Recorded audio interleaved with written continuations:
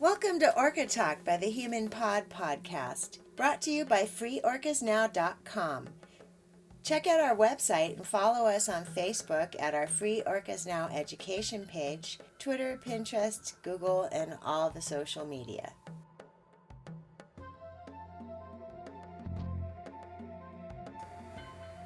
This episode of Orca Talk features Dr. Richard Johnson, historian and sociologist, sharing his views of the morals and ethics of captivity in today's society. This interview is a pre-recorded session from October of 2014, remixed and republished for Orca Talk in light of a March 2015 National Geographic article reviewing John Hargrove's new book, in which the writer also agrees in parallel to the question of orca captivity and its morals and ethics, or rather the lack of such.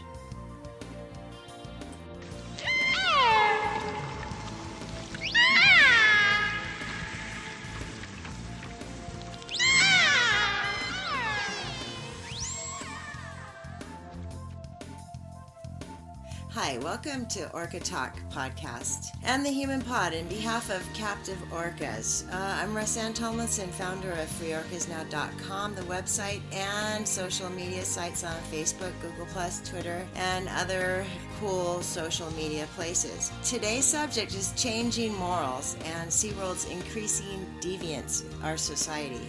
I've got Dr. Johnson, sociologist, professor, and historian, to discuss deviance and how it's defined through its sociological examination. Welcome, Dr. Johnson. Hello, thank you. Thanks for being here today. Yes, we're interested in what you have to say about captivity and performance of orcas and how this relates to our society today. We really thank you for your time.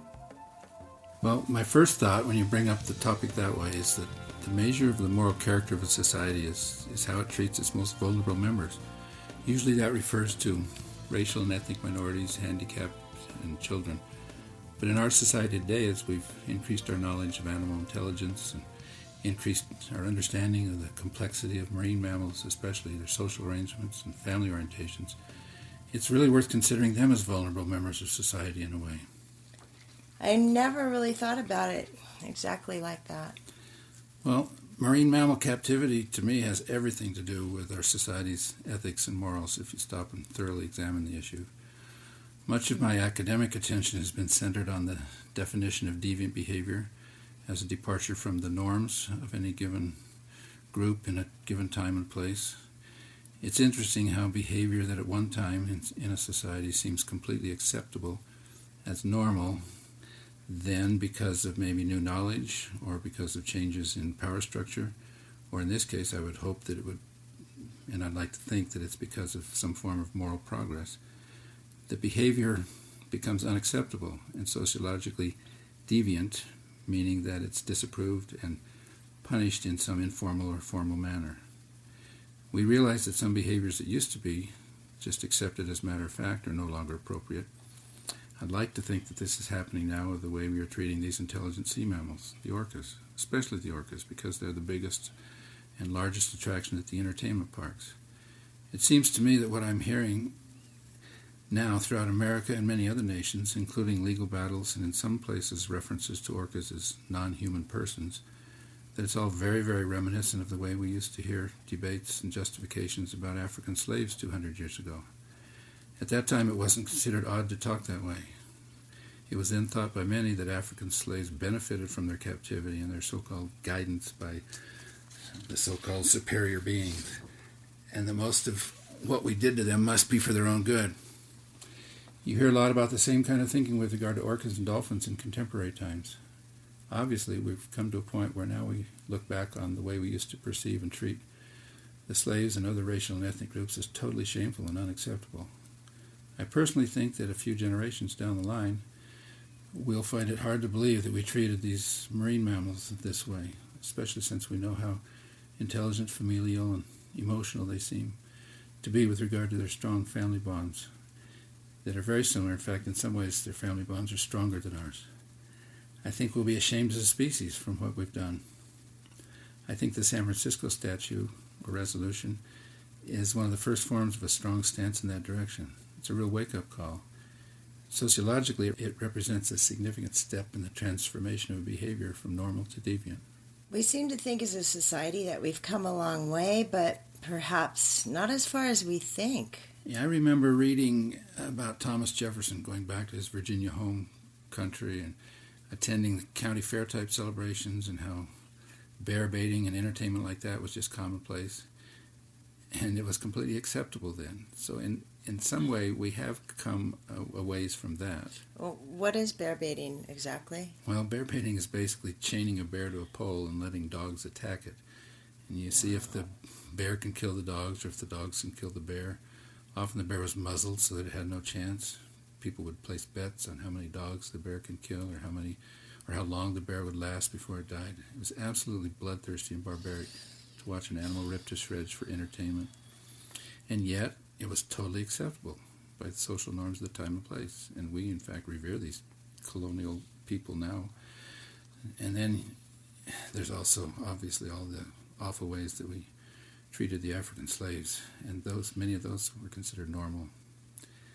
I can't help but think about those aspects when I see water parks and the stories of how these intelligent beings are treated today, how artificial their environment is. It must be torturous for them to be confined in a closet, basically, and with their whole natural body system of echolocation being based on large open spaces, territorially ranging from Arctic to Antarctic. I'm no biologist, but it seems to me that that's got to drive them nuts. So what's your view on SeaWorld's claims to be running a conservation program? Well, it's actually kind of funny to think of that as a definition of conservation, to capture and mistreat them. I suppose there's a little bit of knowledge that might be gained, but I don't see how it would be much more, I would think it would be much more scientifically valuable to find out that information in a wild setting. I don't know that what we find out about orcas in captivity would be valid, being such a small sample size in an artificial situation. Right. So, what are you saying in regard to the morality of today's society?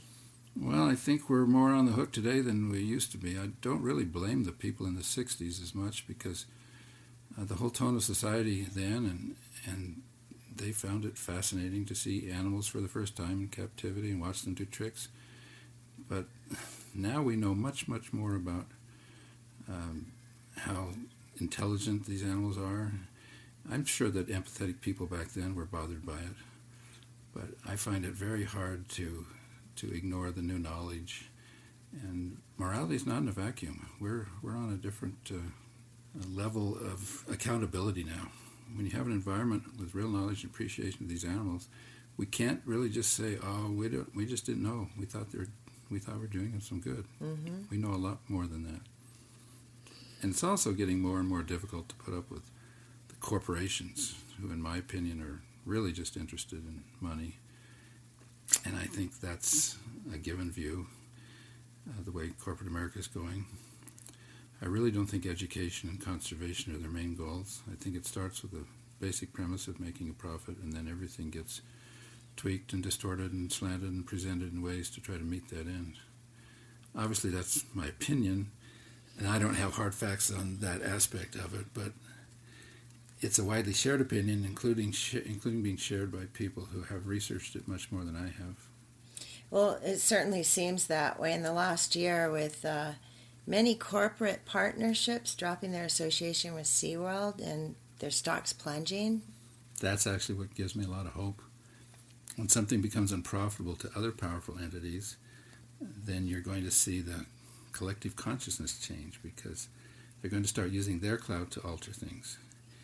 It may in one sense come down to money, but there's a key element of collective consciousness. It's demonstrated in the old story of the 100th monkey.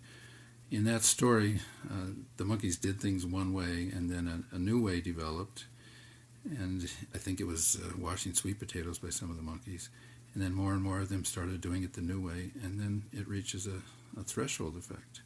And when it reaches that tipping point, when enough people, or monkeys if you will, when enough of the members of the group start to see and do things in a new way, it tends to flip, and the new way becomes the acceptable way.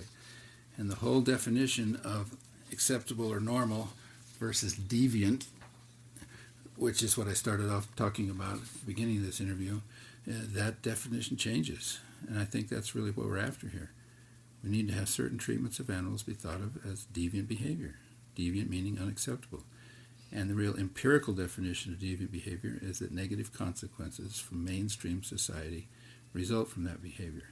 And we're starting to see that. SeaWorld is now getting negative consequences from mainstream society and other corporations, and so their behavior is being redefined from normal to deviant. And that's a step in the right direction for those who care about the treatment of intelligent life. Thank you so much for your insight. Where do you think we're heading, in your opinion? Well, I think our whole worldview is becoming more of an eco-vision. It's gaining ground, and we're seeing that we're not on this planet just as a separate species to dominate and exploit the others. We're all in this together with these animals, and they are, in a way, members of our eco-society.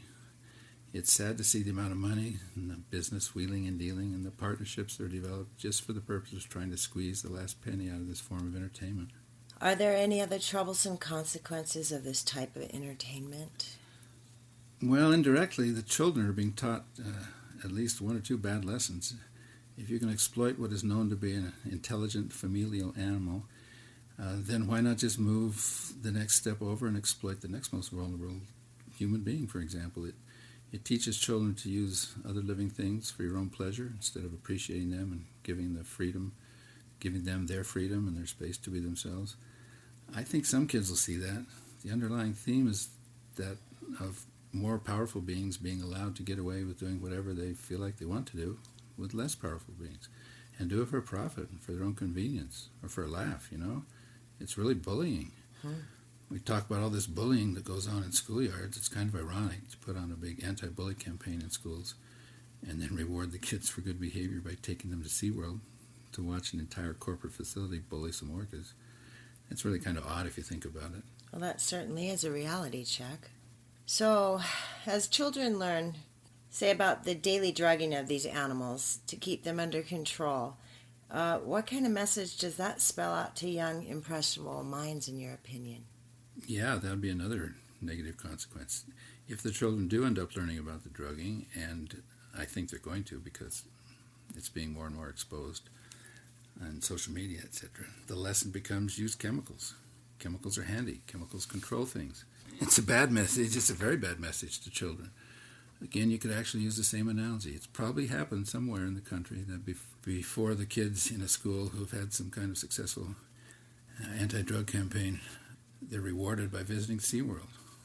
Do you see alternative ways we can educate our children and society about orcas rather than their lifelong captivity? That's the great thing about technology. We can share electronically. There's social media. There are now drones to follow these animals in their natural habitat. A lot of education can be done with holograms.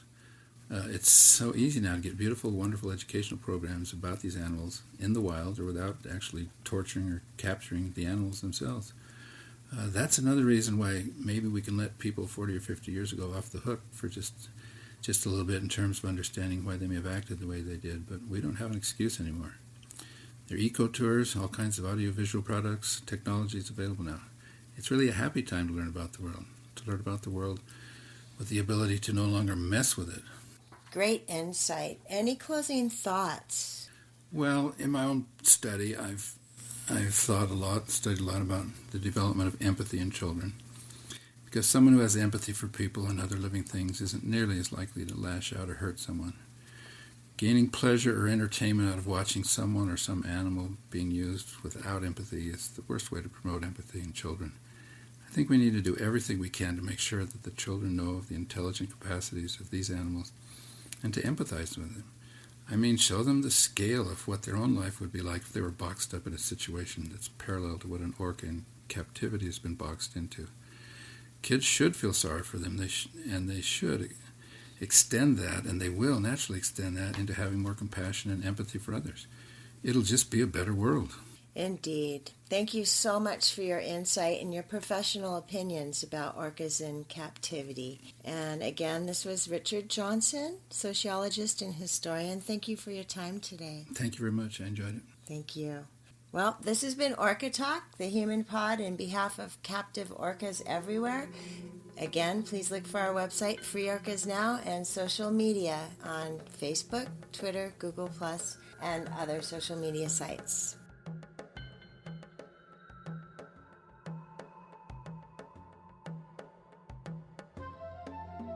And in closing, I'd like to quote Jacques Cousteau. When we return wild animals to nature, we merely return them to what is already theirs. For men cannot give wild animals freedom, they could only take it away. Please subscribe to Orca Talk, and again, tell your friends about us too as we continue to bring you cetacean rights, news, and history that's being made yesterday, today, and tomorrow. For orcas and all marine mammals, freedom.